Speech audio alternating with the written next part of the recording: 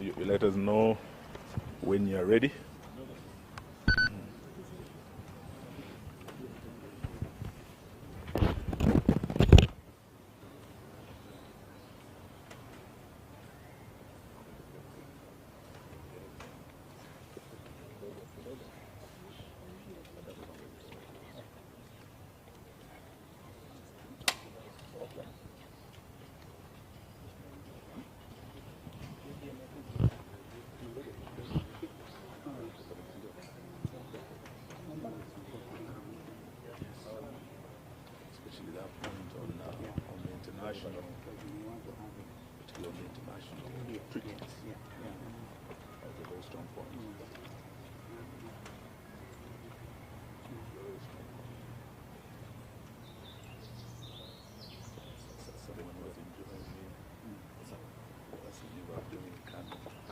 When you're ready, we're ready. Wearing Gideon's color. Yes. Oh, we can start? Yeah. Okay. Yes, I think he'll join us. So thank you very much, ladies and gentlemen of the press. We have a press statement here by the United Opposition on the escalating human rights violations and political intolerance in Kenya and the region. We, the United Opposition, stand before the people of Kenya and the international community, gravely alarmed by the heightened descent of our beloved nation into a state of repression, lawlessness, and political persecution. Despite our persistent calls to end arbitrary arrests, abductions, gross violation of human rights, and extrajudicial killings, the Ruto administration seems to be on a race to the bottom, that is to anarchy. In recent days, the country has been plunged into a disturbing pattern of political repression and targeted violence. Most shocking was the brazen abduction of the Honorable Member of Parliament for Juja constituency, the Honorable George Koimburi, whom we have visited this morning, and who was forcefully taken by unidentified assailants on a Sunday. He had gone to church, only to be later found tortured and dumped in a coffee plantation somewhere in Kiambu, literally fighting for his life. The horrifying incident is not isolated. It's part of a chilling trend where elected leaders and citizens, particularly Gen Zs, aligned with the opposition, are being systematically targeted to silence any dissent against this regime.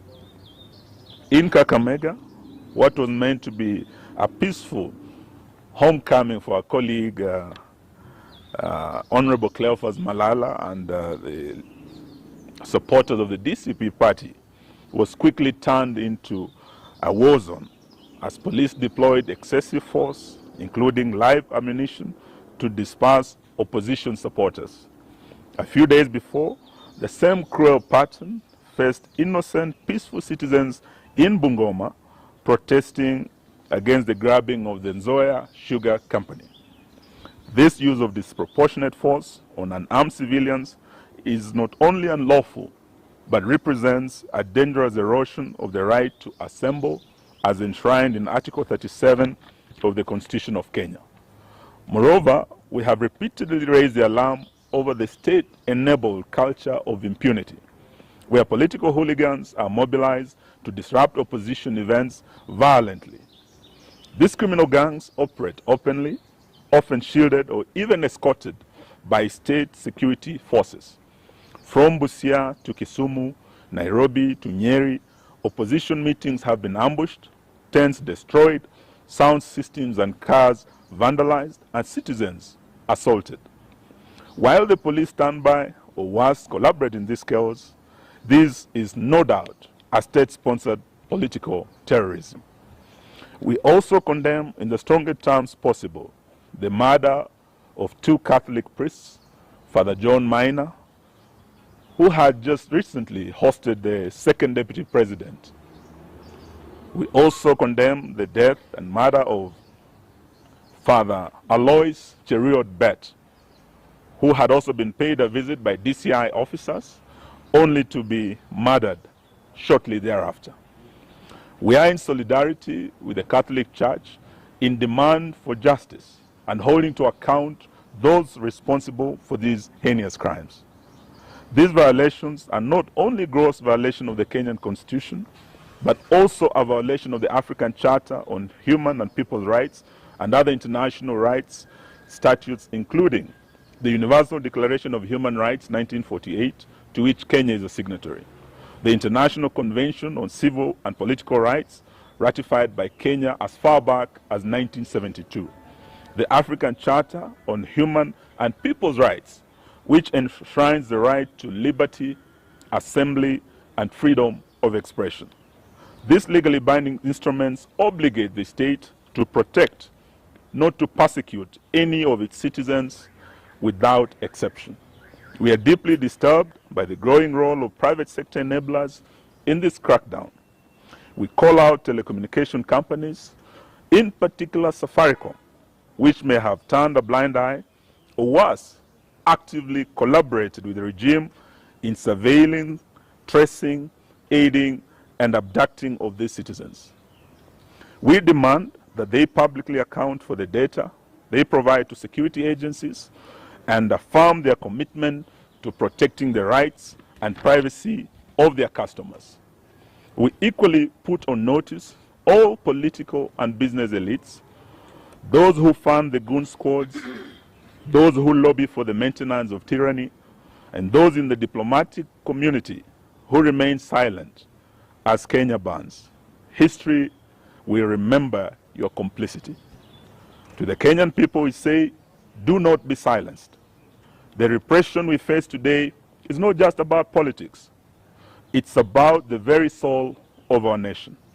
When voices are muted through fear, when leaders are abducted in broad daylight, and when bullets are fired at peaceful gatherings, the silence of one becomes the silence of all. We urge every citizen, civil society groups, religious leaders, and international allies to stand in solidarity with us in demanding, one, an immediate cessation of politically motivated violence and abductions, enforced disappearances, and extrajudicial killings. Two, accountability for the telecos and private actors enabling illegal surveillance, tracking, and data breaches. Three, an end to state-backed disruption of peaceful political assemblies. Four, the protection of constitutional rights, including the freedom of assembly, association, expression, and political participation. We would like to remind Mr. Ruto that he is not immune from prosecution for crimes against humanity, which includes abductions, torture, enforced disappearances, murders, gender-based violence, and other crimes. This is not a partisan issue. It's a matter of a national concern and international concern as well. In fact, we want to declare it a national emergency. We will not relent until justice and the rule of law is restored and every Kenyan can live and speak without fear in this country. That's the end of our statement. Thank you very much. Any questions? I think it's very clear. It's a very clear statement. In fact, if you just carry it as it is, none of us here, because it's what we have discussed this morning, and those of us who have mothers just been here, Rigi G sent his apology. In fact, he was also here last night, and all the other friends are in solidarity with this statement. So I really think we shouldn't add anything unless it's something, a question. Oh, great. Tumemwona, sauti imeanza kurudi pole pole. And his wife is beside him, and we thank Karen Hospital for taking excellent care of him. You know, when you hear stories like Mheshimiwa abducted himself, you really want to pray for those people because they are evil. You see the tattered clothes and things. He's lucky to be alive. And so we have one instrument, Constitution of Kenya 2010. And all public officers, from William Ruto to the police constables, must know that be held accountable under the Constitution. Those rights are so clearly elaborated. And so we want to say shame on anybody who thinks a mheshimiwa like this can abduct himself. And you want us police to believe your story? So I don't want to add. What do you speak to the National Police Service saying they are unaware of the abduction and they are investigating the video circulating online? And to add on that, They are investigating themselves. he's even called for a presser. Who? 2 p.m. Who? Douglas Kanja, the IG. Oh, He's poor likely to guy. repeat the same- Poor guy. If he repeats it, it's unfortunate.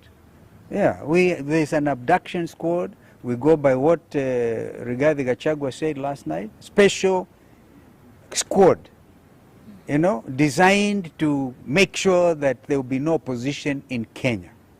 So let him issue a statement. But who will believe a policeman like Kanja today? Where his own people say, oh, Mheshimiwa abducted himself.